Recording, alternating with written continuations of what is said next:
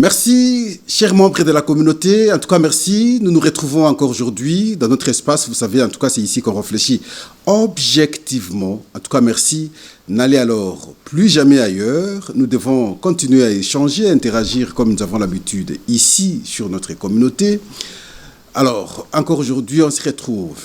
On se retrouve pour analyser d'autres questions d'actualité.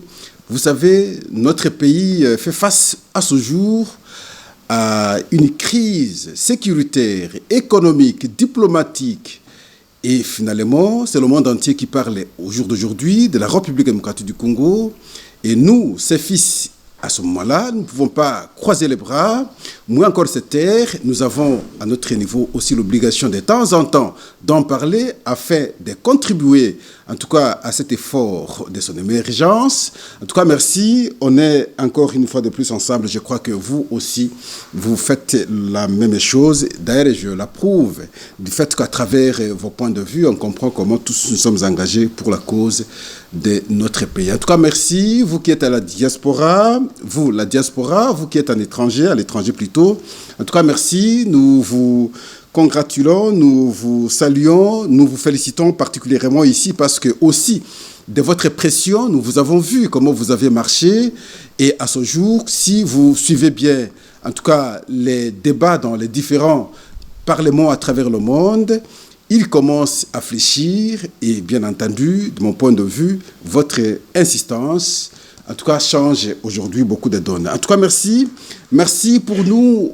C'est l'occasion de remercier ici la ministre des Affaires étrangères. Vous savez, elle est où elle était, sinon je veux continuer, elle est jusqu'ici est membre de notre communauté et bien avant.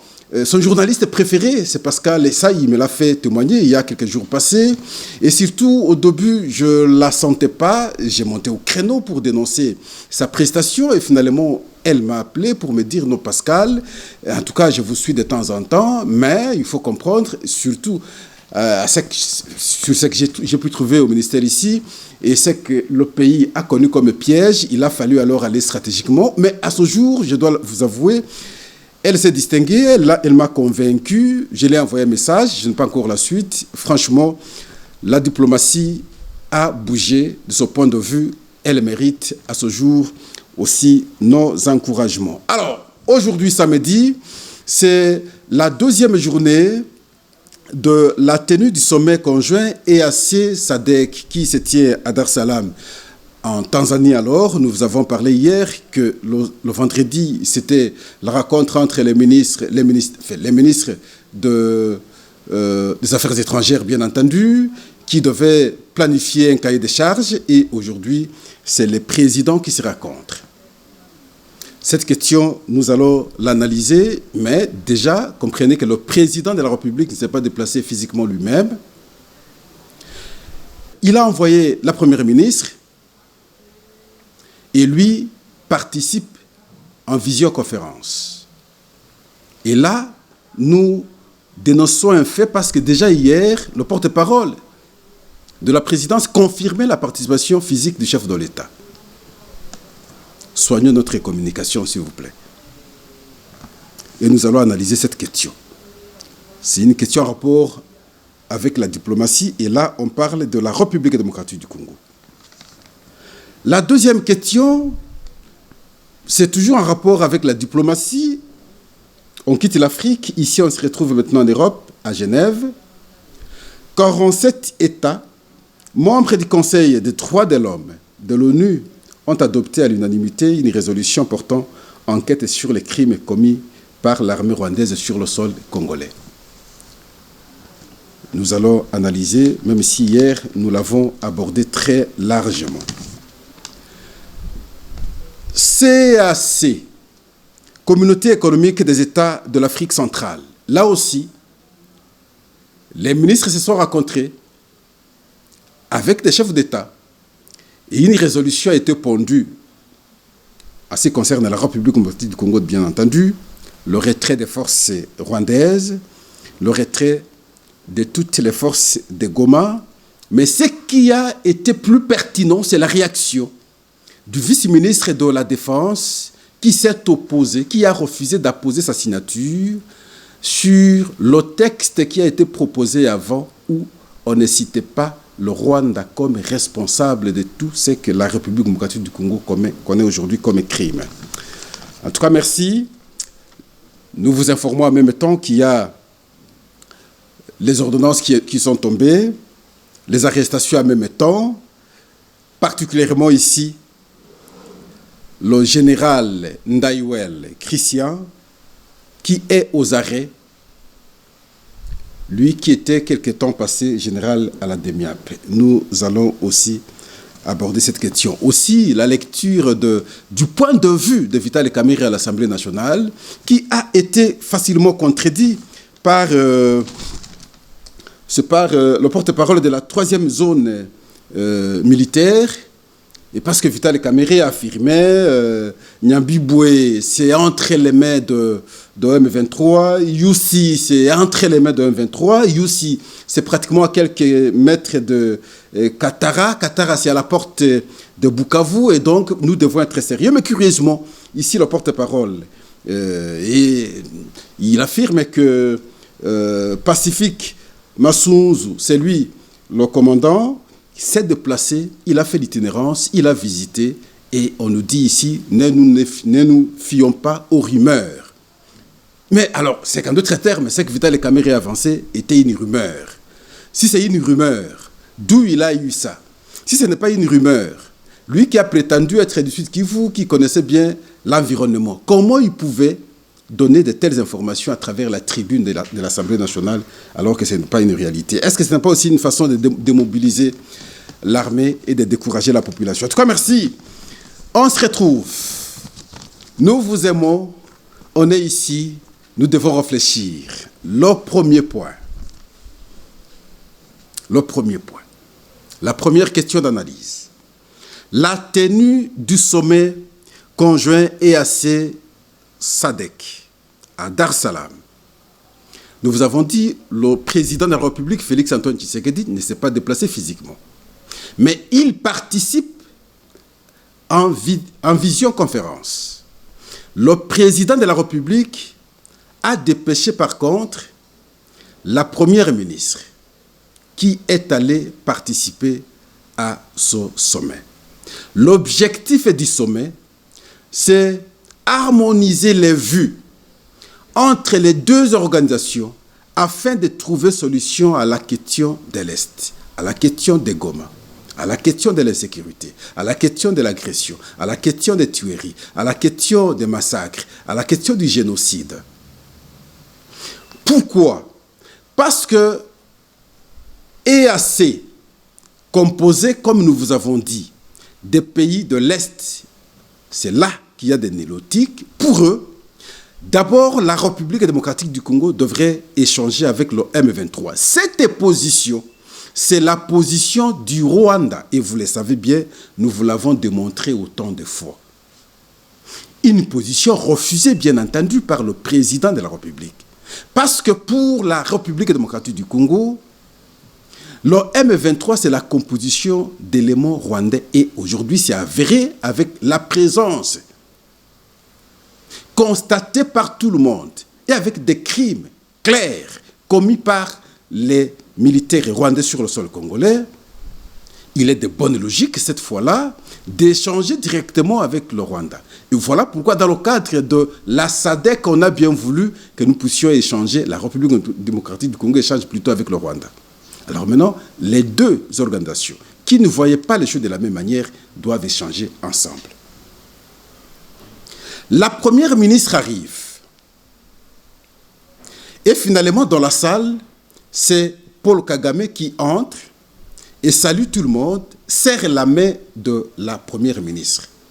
Beaucoup de Congolais ont estimé que on pouvait tout sauf serrer la main de Paul Kagame qui détient le sang de nos frères et sœurs. On pouvait, à travers le refus, faire passer le message. Aller au-delà de toutes les pratiques, en tout cas diplomatiques. Est-ce que ça aurait été bon comme image à afficher? Ou le fait d'avoir serré la main de Paul Kagame en tout cas, insinue une certaine faiblesse.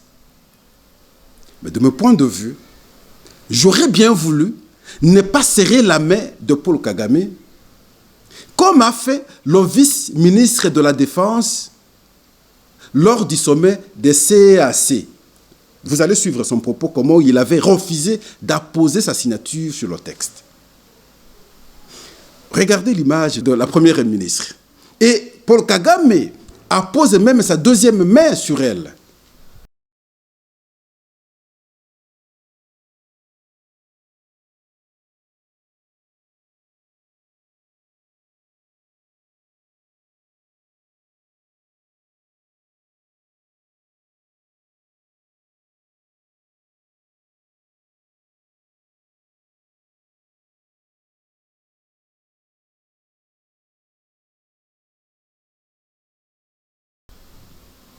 C'est pas possible.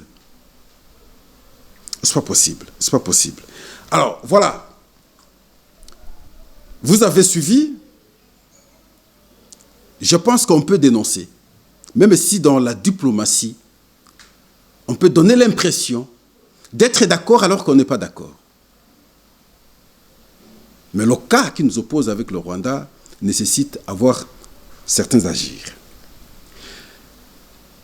Ce qui m'a plus choqué, c'est le point de vue du président kenyan, William Ruto. Il dit ceci. Dans son exposé, il n'évoque même pas la présence des militaires rwandais sur le sol congolais. Et pourtant, le monde entier a suivi, et même à travers ce que le Conseil des droits de l'homme a dit hier, mais il ne s'est même pas référé à cela. Pour lui, il dit ceci. Non seulement qu'il n'a pas cité le Rwanda, il appelle plutôt le M23 à cesser le feu.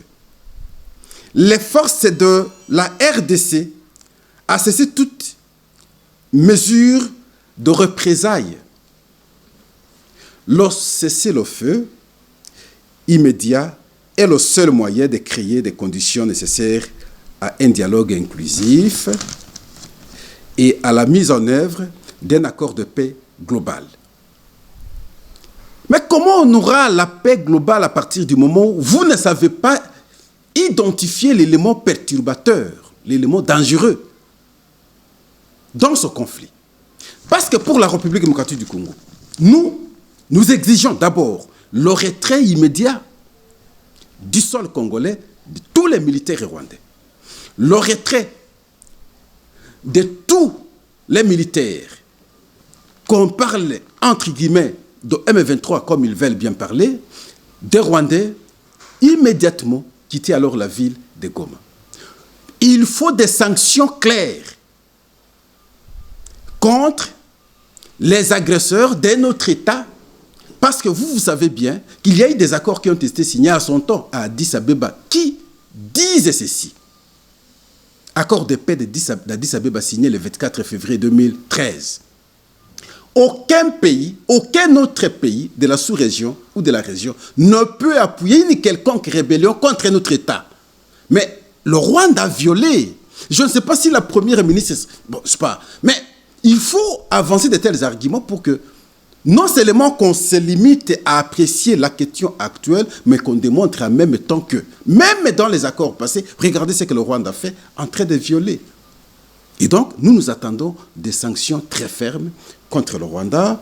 Et à ce moment-là, nous allons dire, la justice est faite, on pourra apprécier.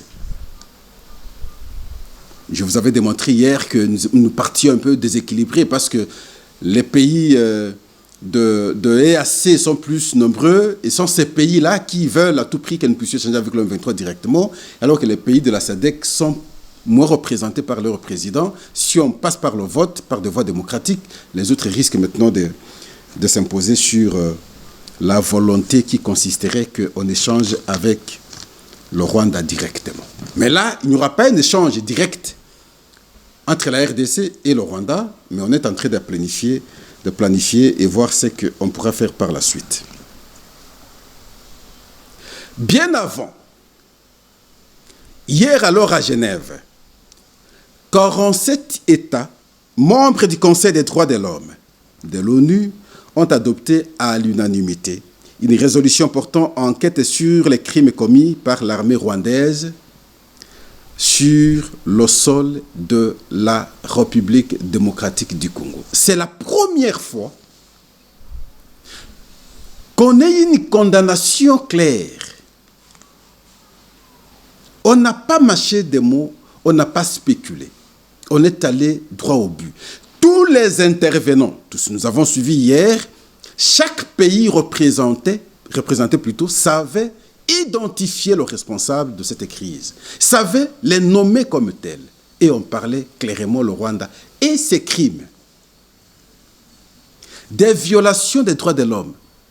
Mais maintenant, les enquêtes devront commencer. Des viols, des tueries à masse, non, des exécutions sommaires. Les enquêtes seront organisées parce qu'il s'est agi de crimes contre l'humanité et crimes de guerre. L'autre instance judiciaire qui devra maintenant correctement se saisir du dossier, c'est comme nous vous avons dit hier aussi, c'est la Cour pénale internationale qui, elle aussi, a ouvert ses yeux et est en train de suivre l'évolution de la question. Il a demandé aux victimes, aux différents témoins, de présenter des éléments déjà. Et nous allons voir comment ça va évoluer. Mais ce qu'il lui faut souligner aujourd'hui, c'est que c'est la première fois qu'on comprenne qu'à travers une pression, dans toutes les instances, la République démocratique du Congo a raison. Et on sait comprendre que ce que le Rwanda fait, c'est mauvais et nous devons condamner. Même à l'Union européenne, ils ont refusé pendant beaucoup de temps et maintenant là, je crois dans quelques jours, nous pourrons avoir des sanctions. Tous les parlements des pays européens savent le dire aujourd'hui clairement que ce que le Rwanda fait, ce n'est pas bon, des crimes à ciel ouvert sur le sol de notre pays. Et ça, c'est inadmissible. C'est inadmissible. La communauté économique des États de l'Afrique centrale, CAC, un sommet a été organisé. Des résolutions ont été prises. Le texte présenté avant n'a pas convaincu le vice-ministre de la Défense, présent dans ses assises. Il a refusé d'apposer sa signature parce que pour lui, il était inadmissible qu'on se rencontre dans une telle organisation, on parle de la République démocratique du Congo, on discute sur les violations et on n'est pas à mesure de nommer clairement le Rwanda comme responsable. Et il a dit à haute voix, et ça a été félicité par le monde entier, et par la suite, on a dû corriger. On a eu un autre texte qui a permis finalement qu'on parle du Rwanda comme pays agresseur, du retrait des forces rwandaises plutôt du sol de la République démocratique du Congo, le retrait de toutes les forces de Goma, et cela à la satisfaction de beaucoup de gens. Alors, suivons d'abord le propos du vice-ministre à la Défense, comment il s'est opposé à ce qui a été proposé comme résolution lors de ce sommet. Moi, je ne prendrai pas l'engagement de signer cette dernière déclaration. Et ça, je m'assumerai jusqu'à la fin, au cas où vous l'accepterez, vous accepterez mon point de vue, en essayant les deux dispositions, tout en fermant les yeux sur les massacres, sur les tueries. Ne revenons pas sur la rhétorique rwandaise, connue de tout le monde. Connue de tout le monde. Ne laissons pas que les Occidentaux marchent pour la paix en RDC, pendant nous les fils africains. Nous ne voyons pas ce qui se passe. Ce sourire, des sourires de moquerie, sourire d'un homme qui reconnaît tout ce qu'il est en train de faire contre mon pays. Moi, je pense que nous ne pouvons pas nous acharner sur quelque chose qui est clair. Assumez votre responsabilité en tant que président d'une sous-structure régionale importante comme CAC. Dans le cas contraire, avec beaucoup de respect, et je l'ai fait, vous l'aviez accepté de se mobiliser, de se tenir pour accompagner la mémoire des victimes. Je me suis retiré dans la prise de photos des familles, pas question de famille avec un Rwandais qui est en train d'éliminer sauvagement mes compatriotes. Avec quelle joie je peux prendre une photo pendant qu'il y a 2000 morts. Vous n'avez pas voulu accepter. C'est le venu de vous, monsieur le président de la commission. Tant mieux. En dehors de 2000 morts, j'ai parlé de ça, soit 3 femmes violées et les enfants. On les a ramassés, on les met en prison, on les viole et on brûle la prison. Au moment où je vous parle maintenant, il y a 18 camions qui sont en train d'entrer à Goma, du côté du Rwanda. Et c'est là qui ont pris les Goma. Ce sont les 10 000 militaires rwandais. Le monde est devenu trop petit. Ici, on n'a pas voulu qu'on projette les images. Vous alliez fuir. Celui qui a le courage, il allait rester avec nous et citer le Rwanda par son nom. Celui qui ne veut pas aller quitter cette salle. S'il vous plaît, si réellement vous voulez aider la RDC, vous ne pouvez pas parler de problèmes humanitaires tant qu'en amont, on n'a pas résolu les problèmes sécuritaires et surtout politiques qu'aujourd'hui, ce pays sanguinaire est en train de créer dans mon pays pendant plus de 30 ans. C'est assez. Ils n'ont pas d'autre discours aujourd'hui que de revenir sur des histoires. Je sais, vous ne voulez pas. J'insiste. Ici, on est dans un salon diplomatique. Accepter que l'histoire évolue dans ce contexte. Mais nous allons nous assumer jusqu'à la fin.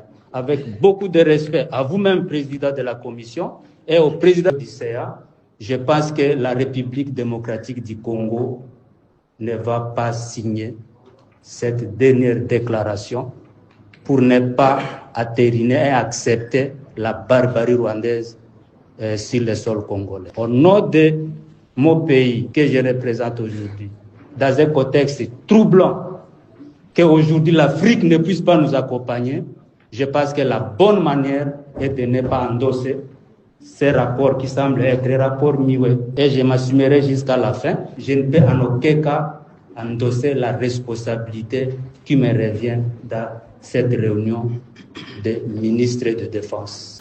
Nous vous avons dit que le général Christian Ndaiwel, l'ancien responsable de la DEMIAP, à la dernière mise en place, on l'a envoyé, il a été nommé comme général, je crois, à la force terrestre. À ce jour, il est arrêté. Il est arrêté pourquoi? Sûrement que certaines raisons, nous ne sommes pas en connaissance. Mais il faut noter ici que plusieurs officiers de l'armée, bien entendu, ayant fui devant l'ennemi, sont aujourd'hui aux arrêts et à la DEMIAP. Nombreux. Est-ce qu'il n'est pas arrêté dans ce contexte-là parce qu'il a été nommé à la force terrestre? Est-ce que c'est parmi... Parce que les gens qui sont nommés, qui fuient, on comprend, ils sont en intelligence avec l'ennemi, avec le Rwanda. Est-ce qu'il est parmi ces généraux aujourd'hui, ces officiers qui sont en intelligence avec l'ennemi et qui trahissent le pays? Est-ce qu'on a de telles informations et voilà pourquoi on a pris l'option de l'arrêter? C'est fort possible.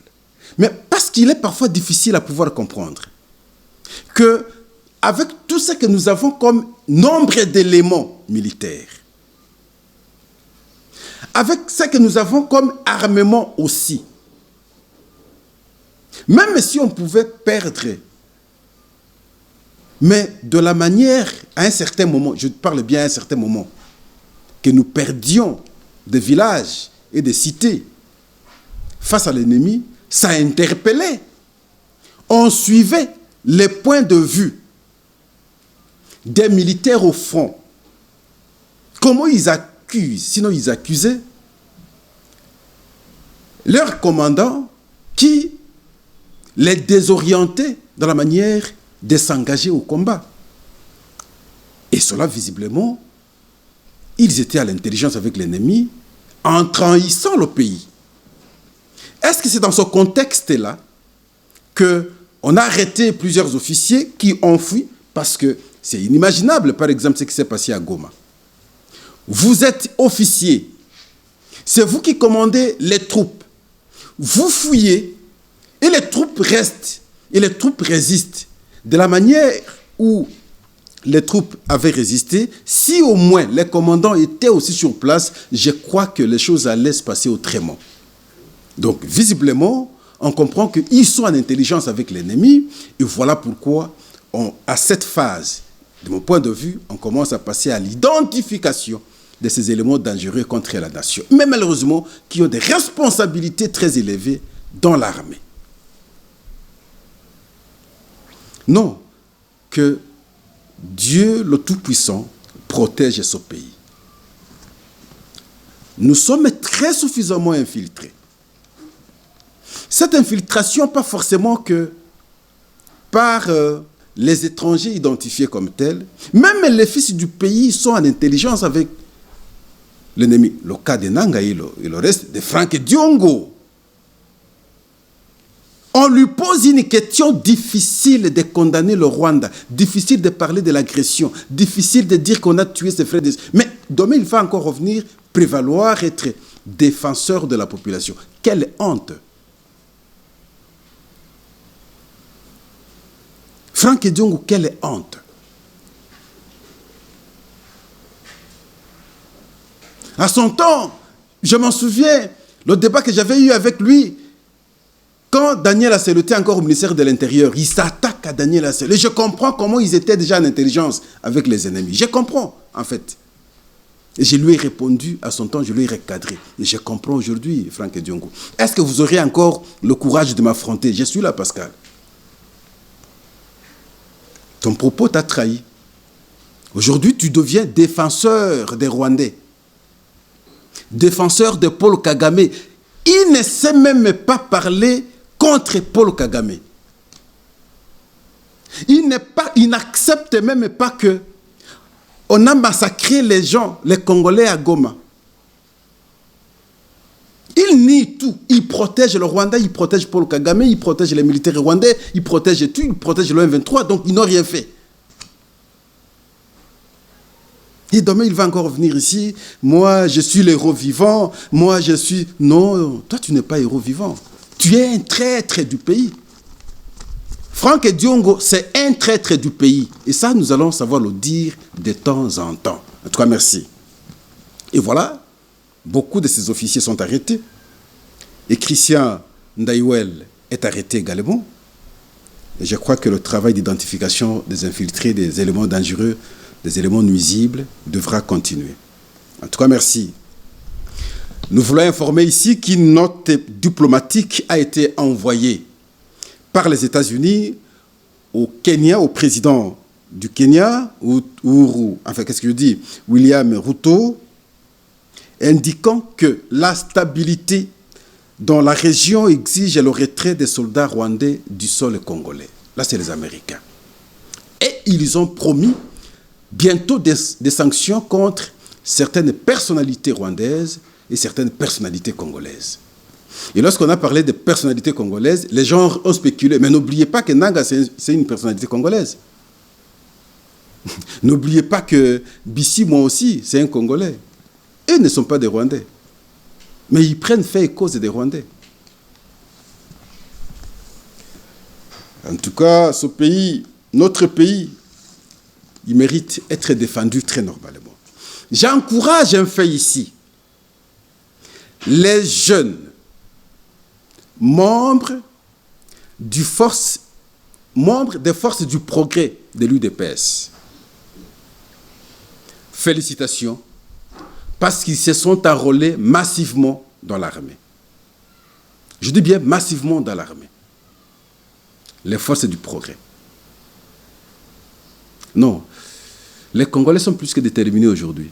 Suivant leur engagement, leur mobilisation dans la formation, et puis on va revenir.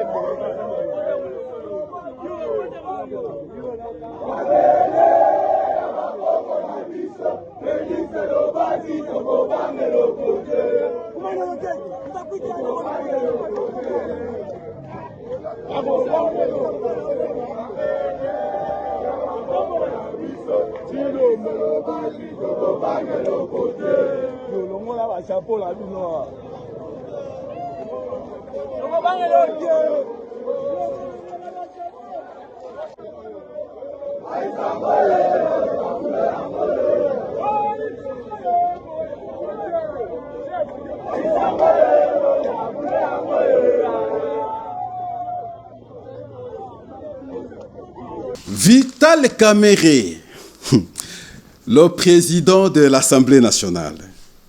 Ah, ce n'est pas possible. Son pays. Il y a un sage qui a dit, l'homme n'est bon que lorsqu'il est visible. L'homme n'est bon que lorsqu'il est visible. Lorsqu'il n'est pas visible, il est très mauvais. Ça veut dire le fond de l'homme. S'il faut que tout le monde voit son fond, ah non, on serait surpris. Alors Vital Kamerhe, président de l'Assemblée nationale, devant les députés, il interpelle d'abord les députés que l'OTAN, la situation n'est pas à notre faveur. Beaucoup qui parlent ne maîtrisent pas la géographie de la contrée du nord et sud Kivu. Alors lorsqu'on vous parle la langue, vous devez comprendre ce qu'on vous dit. Hier, on s'est interrogé, parler en langue voudrait dire quoi? L'émission d'hier, nous pensons que vous aviez suivi. Mais il a complété, il a dit ceci. Nyabibwe s'est occupé de Nyabibwe jusqu'à Yussi. Yussi aussi pratiquement occupé, mais Yussi c'est trop proche de Katara. Katara c'est à la porte de Bukavu. Donc il affirmait que le M23 avait déjà pris contrôle de cet espace. Suivons Vital Kamerhe. Et je vous ai dit hier que le temps n'était pas de notre côté. Parce que parmi les députés, il y en a qui ne savent même pas où se trouve Minova, Nyabibwe et consorts. Quand on vous dit, on vous parle en langue, il faut saisir la gravité de la situation. Je crois que nos amis du Sud Kivu du Nord qui peuvent vous dire que Nyabibwe est effectivement tombé cette nuit. Ils sont à Iwusi. Iwusi, c'est à quelques milles de Katana. Katana, c'est déjà la ville de Bukavu. C'est pourquoi je vous ai dit, est-ce que nous allons continuer à tourner en rond ou nous allons donner la matière au président? Aussitôt, il a été contredit par le porte-parole de la 3e zone militaire. Le porte-parole parle que son commandant, le Pacifique Massunzu, a fait la ronde de ces entités et nulle part on ne peut parler de l'occupation de ces espaces par le M23. Et lui va plus loin pour dire ceux-là vulgarisent des rumeurs et dangereuses. Suivons-les, il ne faudrait pas que je commente moi-même. Suivons-les. 003/2025. Le commandant de la 3e zone de défense, le lieutenant-général Massunzu Pacifique, porte à la connaissance de toute la population de la province du Sud Kivu en général et celle du territoire de Kalehe en particulier qu'il vient personnellement de conduire une forte délégation au chef-lieu du territoire de Kalehe ce jeudi 6 février 2025 jusqu'à Iwusi en passant par le cité de Katana, Kabamba, Kasheke et Michebere.